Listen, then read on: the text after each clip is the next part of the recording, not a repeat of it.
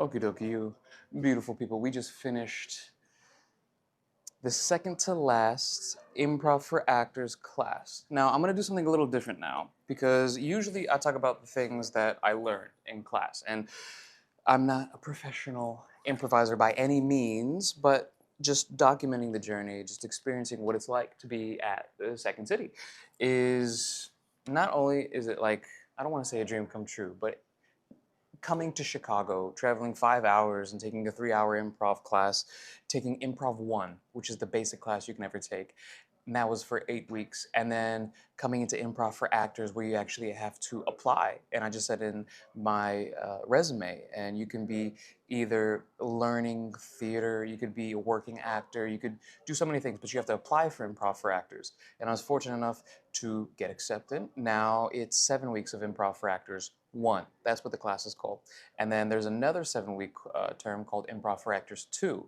Now, the way that they do this is that there are different levels, and you have to take a accumulation or a certain amount of hours of improv, and then you can audition again for conservatory. But conservatory is where the professional improvisers are. Those are the people who either want to perform, say, on the main stage. There's many improv shows that they have, and some people just go from conservatory to class. And that one you have to audition for. And who knows? I mean, I've been enjoying improv so much. It's been a beautiful gift thus far. And I've made so many mistakes. And let me show you with my little yellow book what mistakes we made for the sixth week of Improv for Actors 1. And this one was interesting because I was really aware of the things that I should have worked on. I was trying to be more self-aware on not asking questions, accepting the offers that my partner or the group would give me, adding on to it, making sure I applied a character, whether that's to myself or the partner, setting the environments or the activity. What am I doing? Um, and I made sure to do that. I actually gave myself a challenge today, and I accomplished that challenge. One of the best quotes I've ever heard here from my instructor, Tom, or in general, is follow your fear. Follow the fear. So wherever I felt uncomfortable to do an improv scene, I I said, you know what? Let's just go up there and do it. That means putting on a persona. Like today was doing an accent. I do not like doing accents. Accents is probably one of my biggest fears in improv because I just feel like I'm doing the accent wrong. It was more of a country type of accent, and I challenged myself to do like a British one, Scottish. To me, I find that just unnatural. But like I said, follow your fear and pursue it. So I did, and obviously it was terrible. In no means was it perfect, but I knew that in order to just grow, not just as an actor, as an improviser, you got to be willing to make those mistakes in order to learn from them. Now, I'm not trying to get all wooshy woo woo on you, but I want to talk about the things that I made a mistake on and things that I feel like could be improved on, whether you take an improv class or whether you're just maybe you're following the journey too. If you've been following this journey for this long, I appreciate you. Kudos to you, because I get like, it's just funny. I have no idea what I'm gonna do with these videos in the future per se, but I know I post them on social media, and it's just nice to document this journey, whether it's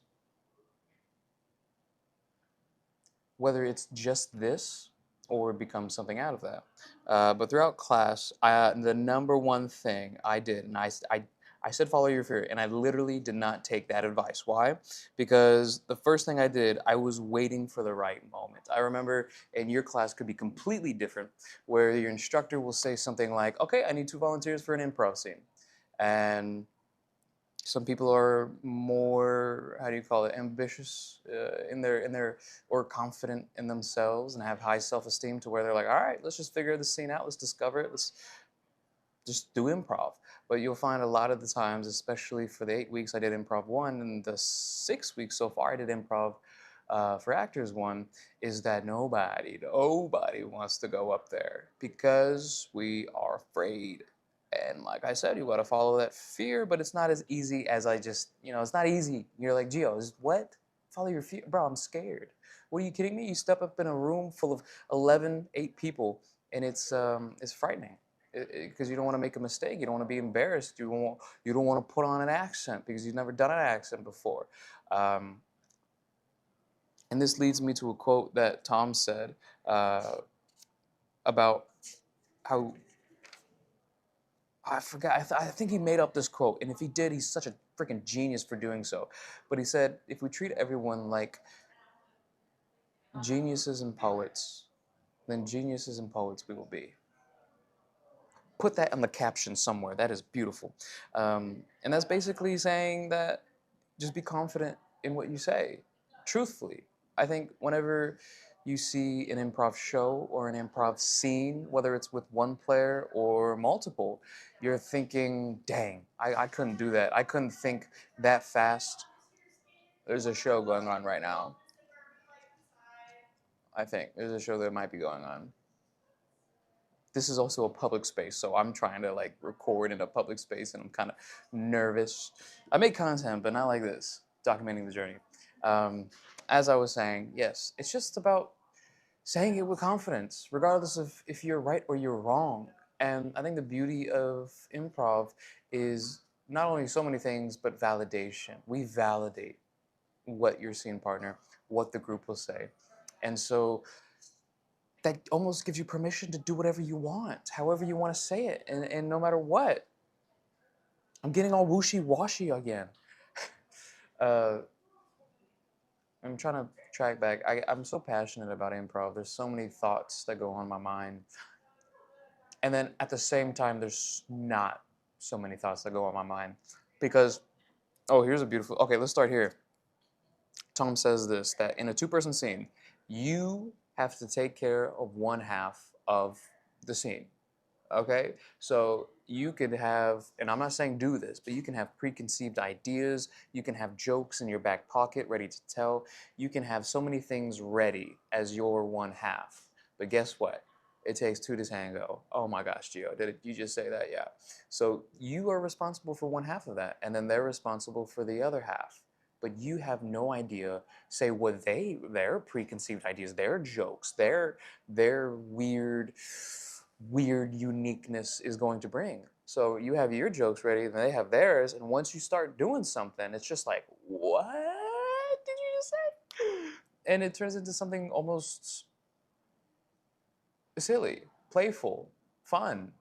And I think that's the purpose of improv, being in that moment, saying what you don't have a preconceived idea, don't have ready to go jokes, because the whole point of being one half of the scene is just to put out there that you don't have, even if you prepared to your fullest, you're only 50% actually ready.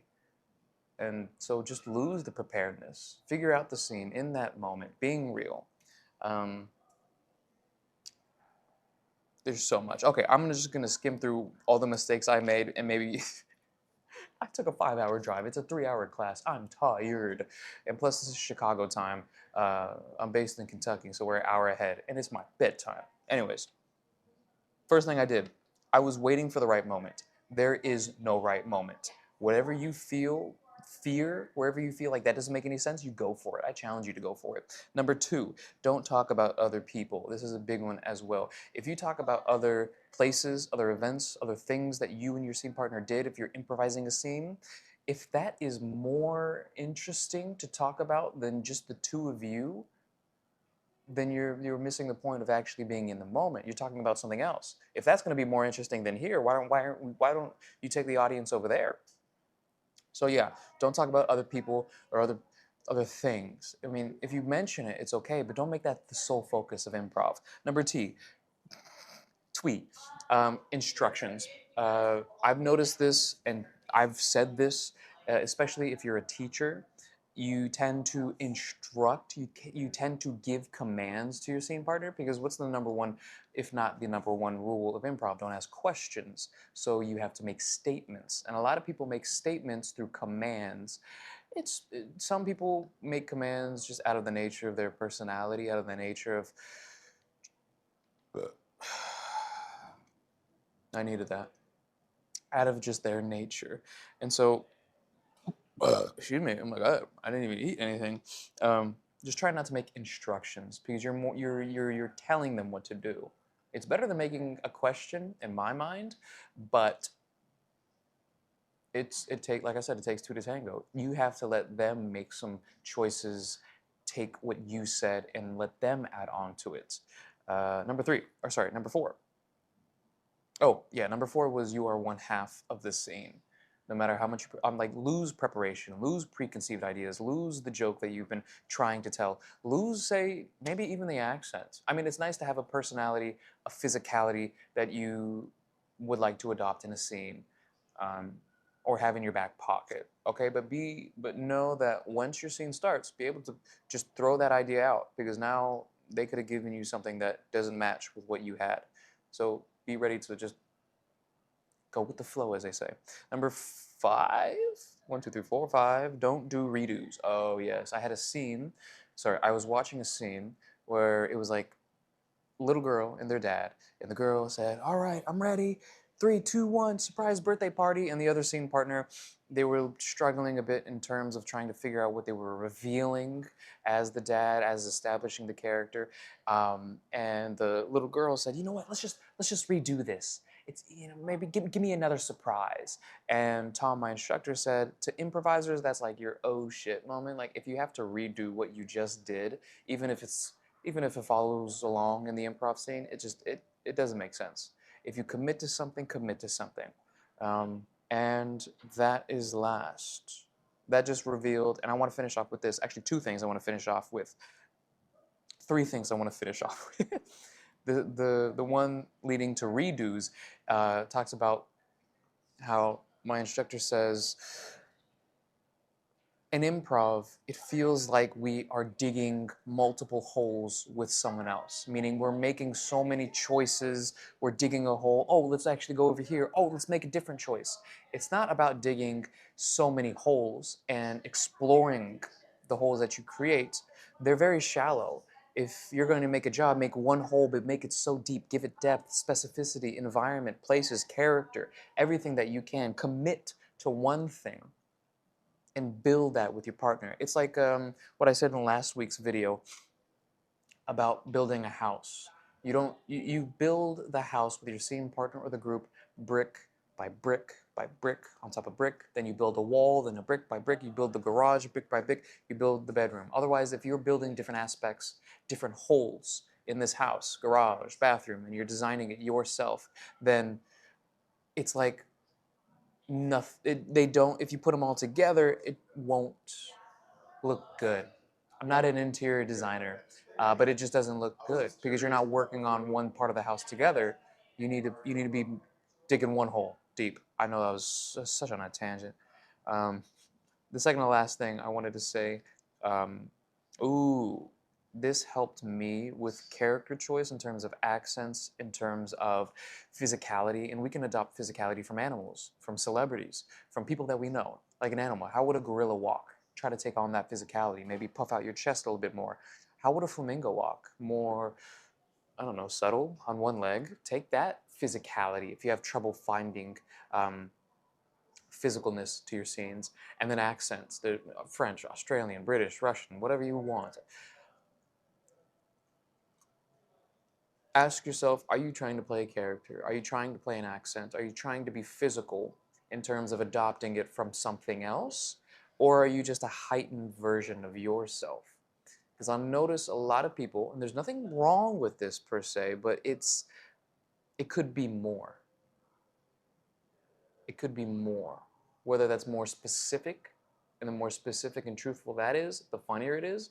But if you're just a heightened version of yourself, if you're a more louder person, louder version of yourself, if you're a more, how do you call it, physical person, you're moving around in the space. Are you taking on a character or are you just a heightened version of yourself? This is not really a bad thing nor a good thing, but it's something to be aware of. Because if you think about becoming a character, taking on a relationship, Okay, who are you mimicking that? Who are you mimicking that off of? Last but not least, I want to say, oh, this is the beauty, especially this is improv for actors. One of the biggest things I noticed in a lot of people who look at improv or who look at acting um, is very curious when they see something in real time and they're like, how do they respond to that without being phased? Like, say you're doing an improv show and a cell phone rings in the audience. Some people will just ignore it, but it was in the moment.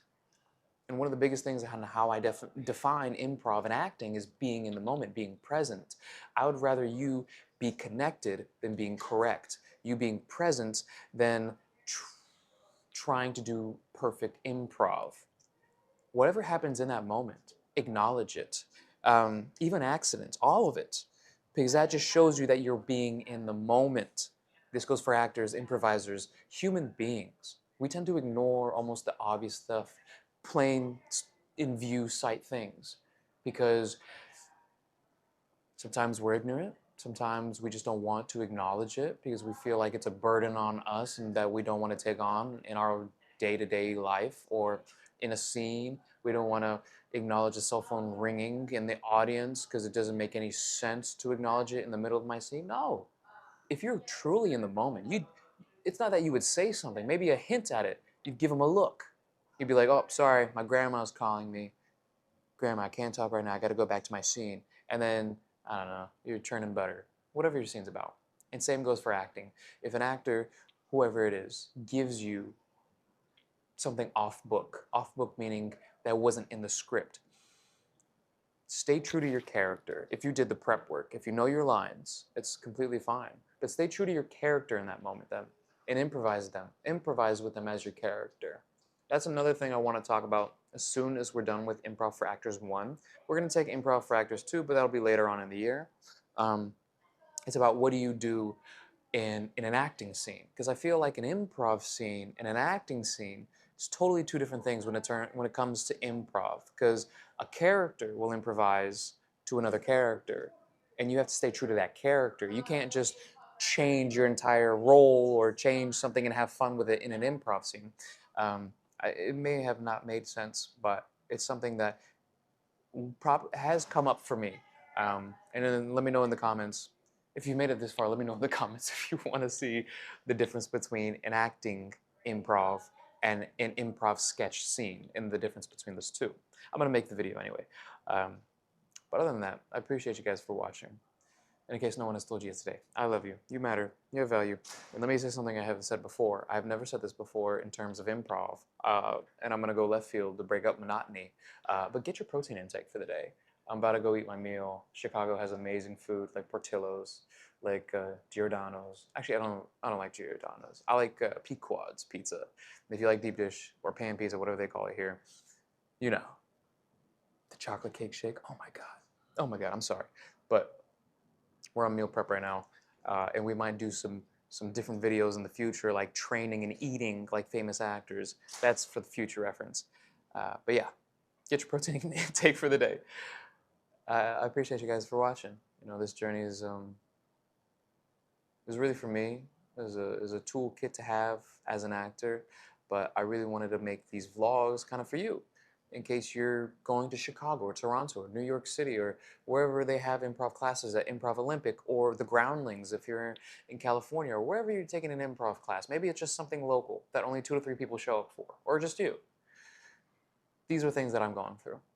And if you're going through them too, then it's normal. It's natural. It's natural to feel nervous. It's natural to feel like you're saying so many questions and it feels like you can't just not ask questions. It's all natural. I'm going through it. You're going through it. All of us are going through it. It would be nice to see more people talk about it. I'll see you in the next one. I love you.